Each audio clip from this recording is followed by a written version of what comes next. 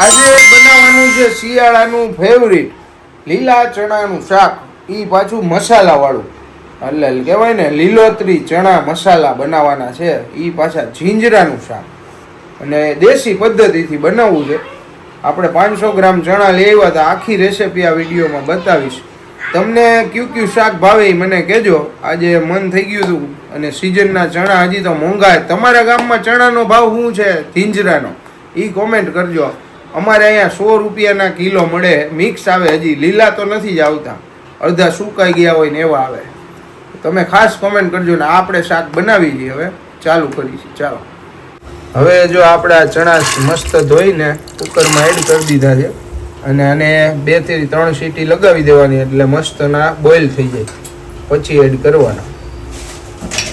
આ આપણા ચણા બોઇલ થઈ ગયા, સરસ બફાઈ ગયા છે. જો મસ્ત થઈ ગયા છે. ઘરના મસાલા છે ને, આ આપણે તમને પહેલા બતાવ્યું એ ને, હાથીનો કિચન કિંગ મસાલો, ખડા પત્તા લીમડા, સિંગ તેલ નાખી દીધું છે. હવે વઘાર કરશું. હવે આપણે સૌથી પહેલા જીરું એડ કરી દઈશું. જો તેલ આવી ગયું જોરદાર, સિંગ તેલ છે, સિંગ તેલમાં જ બનાવવાનું. ત્યાર પછી લાલ મરચા અને લીમડો, 1 ચમચી હિંગ. હવે આપણી આદુ મરચા લસણની પેસ્ટ,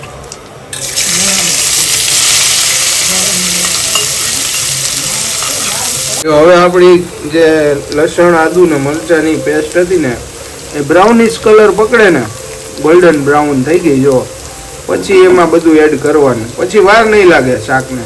ત્યાર પછી ડુંગળીની પેસ્ટ, એડ કરી દીધી. ગોલ્ડન બ્રાઉન થાય ને લસણ, એટલે લસણ આદુ ને મરચાની પેસ્ટ હતી. પછી સ્વાદ મુજબ હળદર, નમક ને સાતડી લેવાનું પ્રોપર મેનરમાં. આની જે સોડમ આવે ને એ જ ગજબ છે, બહુ મોજ આવશે. અને આ કલર તમે જુઓ, આવો જ પ્રોપર થવો જોઈએ. નિરાતે બનાવજો ધીમા તાપે, એટલે તમારી જેટલી ગ્રેવી મજબૂત થશે ને એટલું શાક તમારું મજબૂત થશે, જમાવટવાળું. આ શિયાળામાં તો બનાવજો જ. ફૂલ ભરપૂર વિટામિન અને મિનરલ યુક્ત બને, જામો પડી જાય જામો. ત્યાર પછી જો આ આપણી થઈ ગઈ, હવે એમાં એડ કરી દેવાની ટામેટાની પ્યુરી.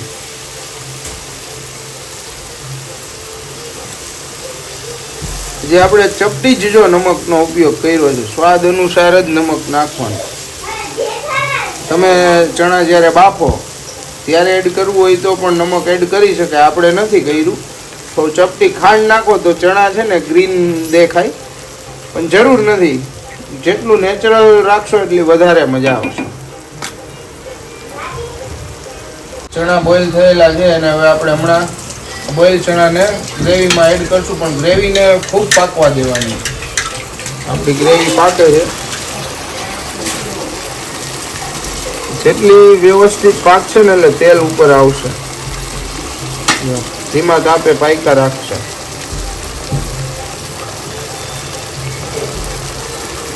હવે આપણે આ ગ્રેવી પાકવા દેશું થોડી વાર અને ઢાંકણું ઢાંકીને રાખી દેશું. જો આ રીતે પાકી જાય ગ્રેવી એટલે એનો કલર આવી જશે. આપણે મરચું પાવડર છે ને લાસ્ટમાં એડ કરશું, કારણ કે પહેલું નાખી દેશો ને તો ગ્રેવીમાં બળી જશે તમારી. અને આપણે થોડું તીખું રાખ્યું છે, જેટલું તમે ખાઈ શકો એટલું મરચું પાવડર એડ કરવાનું. આ ધાણા જીરું પાવડર છે, આ છે નમક. હવે આવી ગયો આપણો ચવાણું, જે ગોપાલનું ખાટું મીઠું ચવાણું છે, એનો ભૂકો. ત્યાર પછી હાથીનો કિચન કિંગ મસાલો,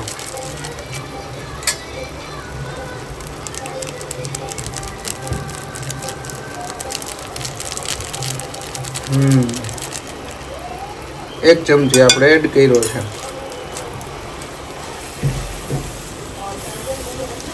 હવે આપણે બોઇલ કરેલા ચણા છે ને એ આમાં એડ કરી દઈશું. આપણા જીંજરા, ગ્રેવી બની છે ને, પાણી છૂટશે હજી.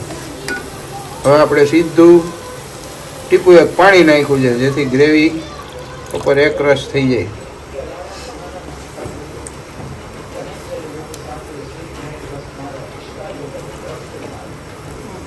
ચણા જો જોરદાર બોઇલ થઈ ગયા. હવે આપણે એડ કરી દેશું આમાં લીલા જીંજરાનું શાક, શિયાળાની મોજ. આપણે લીલા જીંજરા એડ કરી દીધા મિત્રો શાકમાં.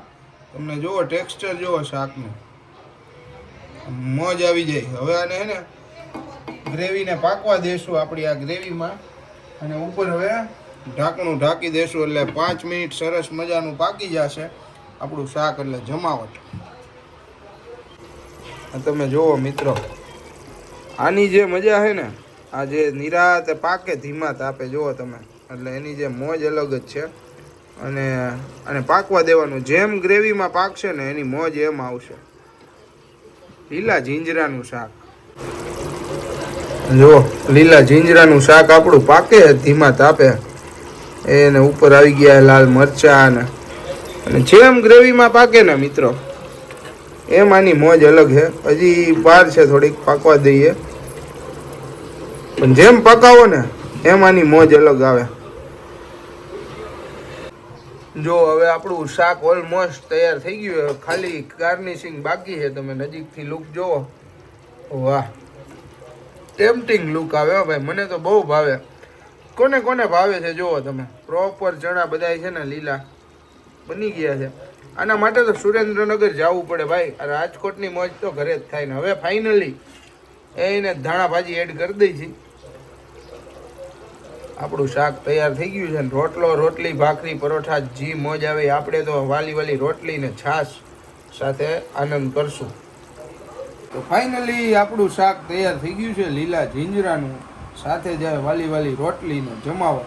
તમે જુઓ, આ છે આપણું શાક છે જમાવટવાળું, સાથે ગોળ, છાશ અને એને વાલી વાલી રોટલી. કોને કોને ભાવે છે દેશી મોજ કોમેન્ટ કરજો. હવે હું જમી લઉં છું, ફૂલ મોઢામાં પાણી આવે છે.